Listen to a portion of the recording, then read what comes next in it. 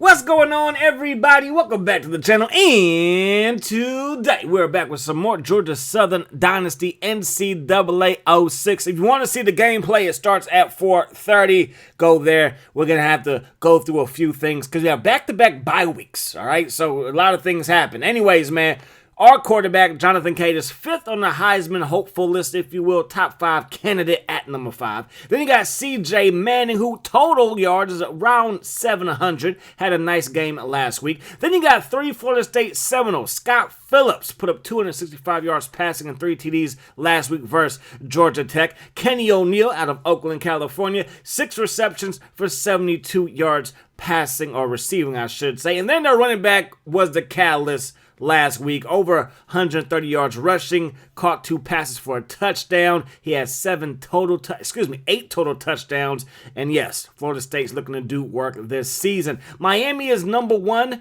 going into the bye week, week 7 bye week. We have game 7, but this is like week 7, week 8. Y'all know how college football is. Miami, Florida State, your top 2 teams in the nation. NC State lost to Miami. They were ranked number 7. That was a good ball game. 38-24 was the final there. They dropped from number 7 to number 3. Maryland lost to Virginia. They dropped from number 6 to number 13. USC is 14, followed by Tennessee. Then you got Cal. Georgia Tech, they lost to Florida State. They dropped back from 14 to 17. And then you got Colorado at number 18, Ohio State. Oklahoma lost to Texas Tech. We also lost to Texas Tech. They fell out of the top 25, but now they're back in the top 25. All right. So we still have one guy that we can go after. We locked up Brown, we locked up Starks, and we locked up Zach. I'm going to call him Bask. I'm going to say that the CH for his name makes the K sound. That's what I'm guessing. So we have to put all of our points to Caleb Henderson, 6'3", 210-pound free safety out of Louisiana, giving me Sean Taylor-type vibes. I know Sean Taylor was a little bit heftier than 210, but I want to say his last year, he slimmed down, so he might have been around 210 when he's a true free safety for Washington. I don't know.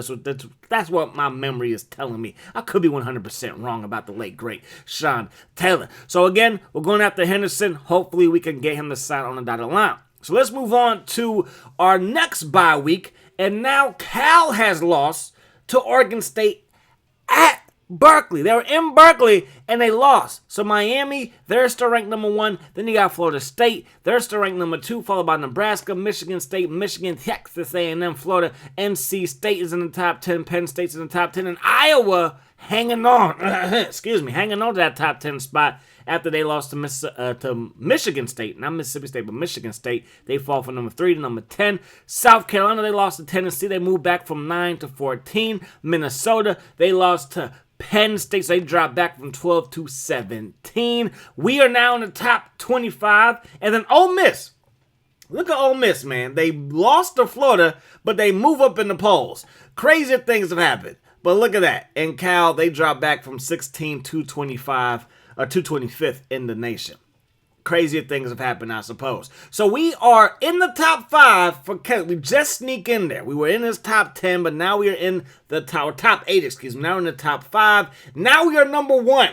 You start calling, he's like, yo, I want to go to Georgia Southern. I bet you do. It's a great university. And now Florida State is moving on up the polls. Why? Because they got past Miami. Illinois had a big win versus Iowa, so Iowa loses back-to-back weeks. Florida State, they move past Miami, obviously. Nebraska benefits. Michigan State and Michigan both benefit. They both sit in the top 5. So is Texas A&M. Florida's now number 6. Miami drops back from 1 to 7. Tennessee is 8. Then you got Maryland, USC, South Carolina, Ohio State. Georgia Tech is in the top 15 at number 13. Iowa drops back even more to number 15 after a loss to Illinois. Clemson, they beat NC State. NC State moves from 8 to 16. We move up in the polls from 21 to 18, and now Illinois and Stanford are ranked, followed by Minnesota, who lost to Ohio State, and Penn State.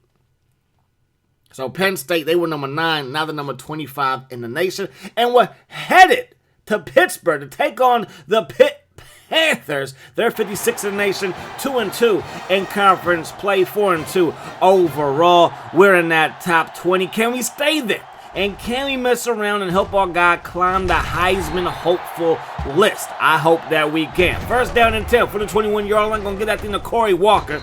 Our running game the past 2 weeks has looked pretty darn good, and on that play, Corey Walker picks up 7, breaks a tackle there, falls forward, and that's going to be a first down. So back-to-back carries, and we work our way upfield for a fresh set of 10. Gonna roll left, throwing it for the first time today, and Big Brown, that's not helping. You got to turn your head on a swivel and make that catch for your boy. Walking to the left side, and that's going to pick up a gain of around 2, make it 3. Third down and 7. Cade has it. He's going to roll right, looking for Flanagan down the middle of the field, and that was a marvelous missile move. Those changed. So a big-time play right there has us in Pitt territory. Going to give the ball to Moore. I'm thinking about starting Moore the rest of the season. He seems to be a little more explosive than Walker, but I do like Walker, but hey, we're going to figure something out. Second down and 7 after that 3-yard pickup. Cade going to roll left. He's going to keep it. He's going to have the 20, the first down, the 10, and get up out of bounds at the 8-yard line. First and goal. Cade, under some pressure, escapes right.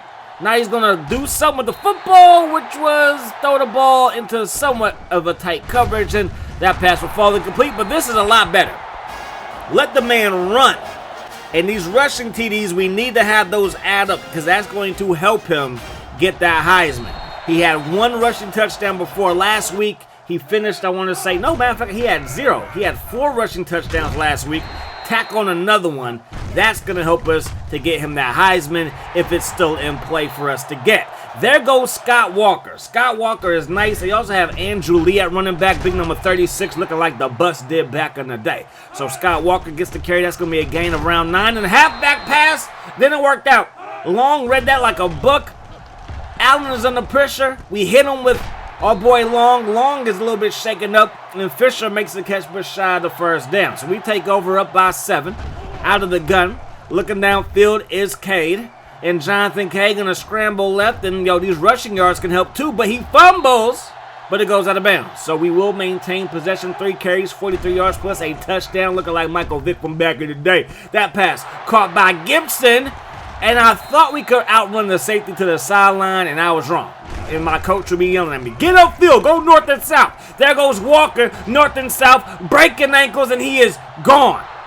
Corey Walker, the Alabama transfer, is looking very, very nice, if you ask me. Check out the replay. Got a good block by his fullback. Was setting the edge quite nicely, making one guy miss, another guy miss, and wave bye-bye.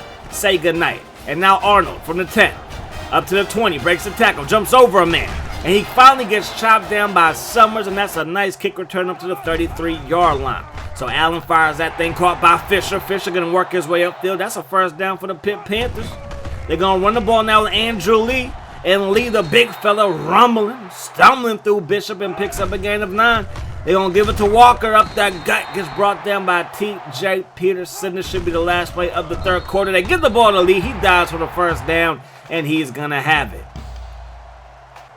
So they got the football to start the second quarter inside GSU territory, down by 14, and Fisher gets brought down by Sharp Dawkins. Christian Allen has completed 4 passes in a row. Dawkins is there for the stop, but after Walker picks up the first down. From the 30-yard line, they're going to go with the triple option. Lee gets loose, and Dawkins is there to lay the lumber.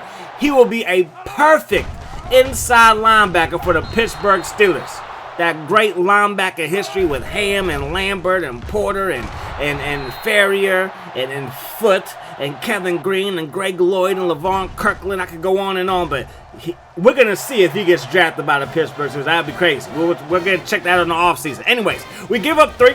Moss, he fumbles and bumbles and muffs the kick, gets it up to about the 19-yard line, though. Okay, looking downfield, sets his feet, throws it to Zeke Davenport. He hauls it in, moved those chains on his first catch of the ball game. Now, okay, looking downfield, and Gibson was open, but Thompson got that come back over here speed.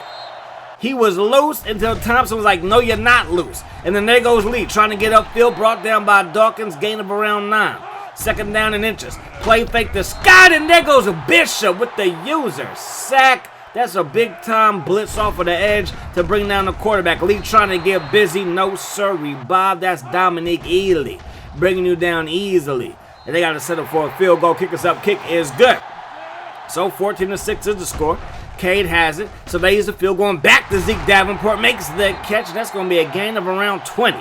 First down and 10. Cade has it. He throws it. Intercepted Holloway. going the other way. And he gets brought down at the 38-yard line, his first interception. They're going to run the ball with Lee. Lee gets away from Peterson, still on his feet, breaks another tackle, and finally brought down by Chambers, gain of 4. They burn the timeout. They get the ball to Lee again. Picks up a first down, fighting for every inch, and brought down by Dawkins from behind. From the 22-yard line, they throw the ball. Lee makes the catch, runs the man over, and he gets it to the end zone. So Jackson had a chance at the interception. He would have took that thing down the sideline, coast to coast for a pick 6. Instead, Lee gets his hands on the football, gives the business to Moss, and now this game is a 1-point game. They decided to kick the PAT instead of going for the 2-point conversion. We're going to throw that thing to Gibson. He hangs on to the football and has a first down at the 45. First and 10. Cade surveys the field. He's going to keep it. He's going to pick up around 5 yards, make it 6, and we're in Pitt territory. So from the Pitt 49-yard line, we throw the ball deep downfield, and that pass broken up by the underneath linebacker. From the 49, 3rd down and 4. Good protection, going to roll left. Cade surveys the field as he's running. He sets his feet, stops and pops, and going to find Big Brown, our freshman tight end, coming through with a big catch. Cade under some pressure. He's going to get out of dodge, runs a man over, and steps out of bounds at the 10-yard line. So now it's going to be 2nd down and 4 after the 6-yard pickup. Cade to the end zone. That pass falls incomplete. So 3rd down and 4. We want to make sure we do get a field goal out of this. We're going to go for the whole enchilada. We run the option. Touchdown run yet again for our boy Jonathan Cade.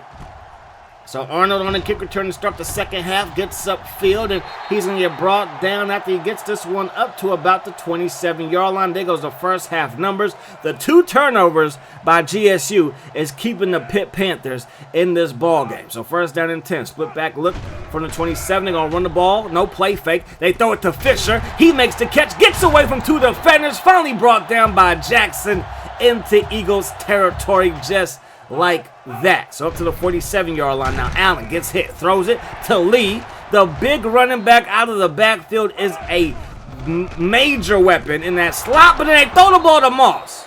He plays for the Eagles of GSU. That's their first turn of the ball game, and that could give us some breather room if we can score here. So Cade looking downfield, going to find Gibson yet again. He hits another big home run, and we're up to the 50-yard line.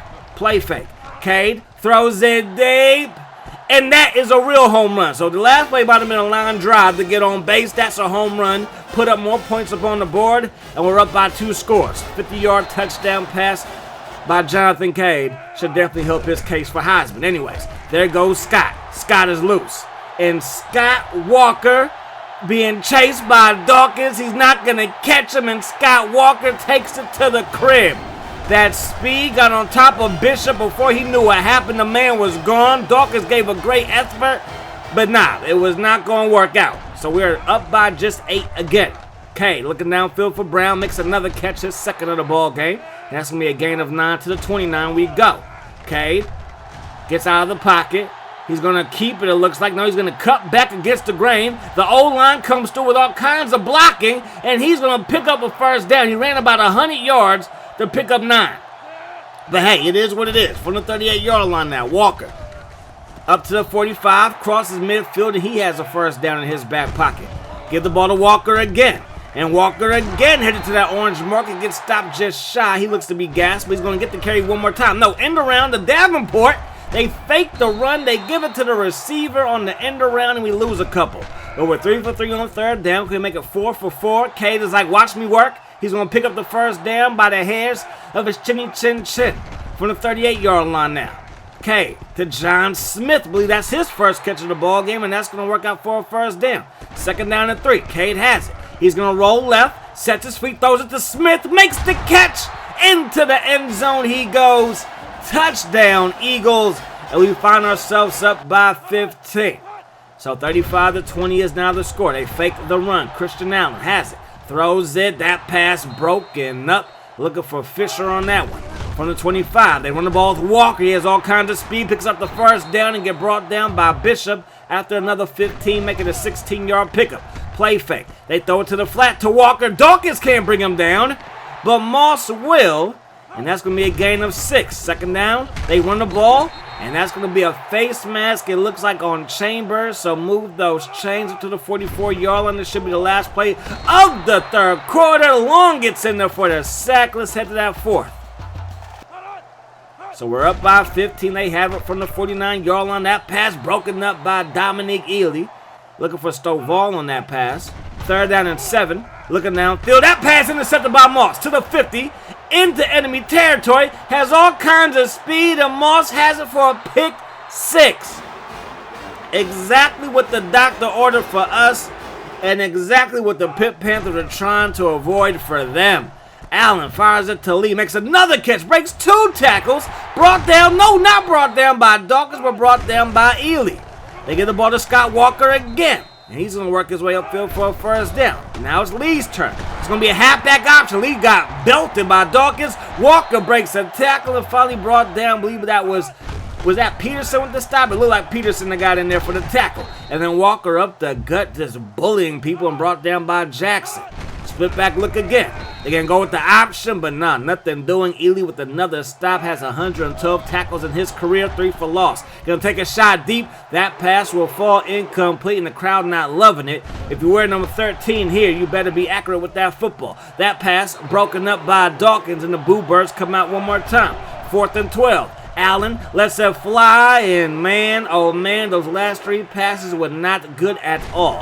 From the 26-yard line, going to get that thing to Walker again, to the 30, and Walker doesn't feel as explosive as Moore, but he is consistent, especially since we started the second half of the season, and our running game has improved tremendously. Get the ball to Moore right here, though. He's like, don't forget about me. I won't. That's a nice carry right there for you, and that's going to be a first down. Get the ball to Moore again. This time he gets hit at the line of scrimmage, and now it's going to be 2nd down and 10. Give it to Moore one more time. Works his way through traffic, gain of 5. So 3rd down and 5 from the 45-yard line. Gonna go with the reverse. Walker picks up a block by Cade to the 40. Breaks a man's ankles. And he gets brought down at the 22-yard line. And that is it. We're gonna take a knee.